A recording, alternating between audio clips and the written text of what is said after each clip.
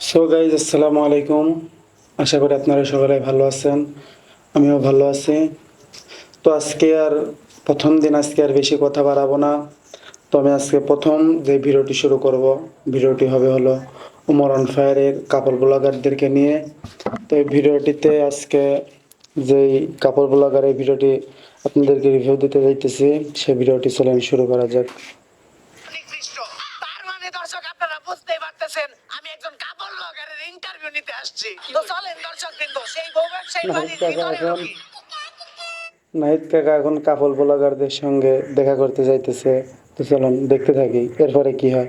তো অনেক দূরে দেখা যাইতেছে যে হয়তোবা ওমর হবে, ওমর ভাই সে বুক ডাউন করতেছে। তো দেখি কি বলে। বাবা রে বাবা, ফেসবুকে নষ্টামি করে কত বড় বাড়ি বানাইছে। এই তোমরা কারা? আর এদিকে কই যাইতাছো? আঙ্কেল আমরা ইন্টারভিউ নিতে যাই। ওমর ভাইকে গিয়ে বলতেছে আঙ্কেল আমরা ইন্টারভিউ নিতে আসছি। তো ওমর ভাই দেখি কি বলে। সেই কুত্তা আর ফেসবুকে হলো সাংবাদিক প্রবেশ নিষেধ। বাইরে হই দিকা। কুত্তা, এই ভাষাতে কুত্তা আর হলুদ সাংবাদিক প্রবেশ করার নিষেধ। হয়তো বা ওমর ভাই তিনি বুঝতে পারেন নাই যে এটা হলো আমাদের নাহিদ কাকা অসময় টিভি থেকে গেছে। বাংলাদেশের সবগুলাকে পিসি জোড়া দিলে অতগুলো পিসি হইব না যতগুলো ফেসবুকে হলুদ সাংবাদিক আছে। কোন একটা নিউজ পাইলে হইছে কুত্তার মতো জিবলা ভাই করে আইবনি। আঙ্কেল আপনি ভুল ভাবতেছেন। আর বললো কি ওমর ভাই এটা। হলুদ সাংবাদিক না, আমি অসময় টিভি থেকে আসছি। আর নাহিদ কাকা বলতেছে যে আমি অসময় টিভি থেকে আসছি, তার মাউথপিসটি দেখিয়ে বলছে। সরি বাবা। আচ্ছা আঙ্কেল, এই বাড়ির মালিক আপনার কি হয়? আমি তো ওর বাবা। কি বলেন আঙ্কেল, আপনি একজন কাপড় ব্লগারের বাবা?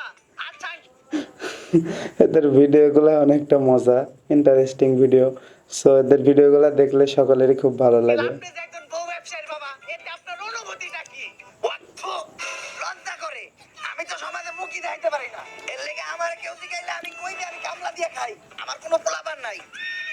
আঙ্কেল আপনি এভাবে বল। এমন আসলে সকলে যারা কাপল ব্লগ করে নিজের বউকে নিয়ে, তাদের মা বাবারা কিন্তু আসলেও এরকম লজ্জা পায়। তারা বলতে পারে না যে আমার ছেলে এগুলা করে, এই জন্য তারা বলে আমার ছেলে। আমি আর কি, অনেকে আছে নিজের পরিচয়ই দেয় না। পারেন না, যত যাই হোক আপনি তো একজন সফল বউ ব্যবসায়ীকে জন্ম দিয়েছেন। জন্ম তো আমি দিতে চাই নাই, আসলে ওটা ভুলে হয়ে গেছে। দুষ্টা তো আর আমার না, দুষ্ট হইলো ঘরের রাইতের ফার্মেসি খোলা ছিল না। যাই হোক আঙ্কেল, উনার জন্মের পর থেকে একজন সফল বউ ব্যবসায়ী হয়ে ওঠার গল্পটা যদি একটু বলতেন। এই গল্পটা অনেক অভিশপ্ত, আজকে থেকে বহু বছর আগের কাহিনী। আল্লাহ, আজকে যেন আমার একটা পোলা হয়।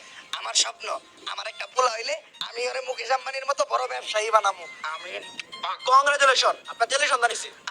ওমর ভাই বানাইতে চাইলো কি, আর তার ছেলে বড় হওয়ার পরে হয় কি, তো দেখতে থাকেন। আলহামদুলিল্লাহ, আমার দোয়া কবুল হইছে। কিন্তু একটা সমস্যা আছে।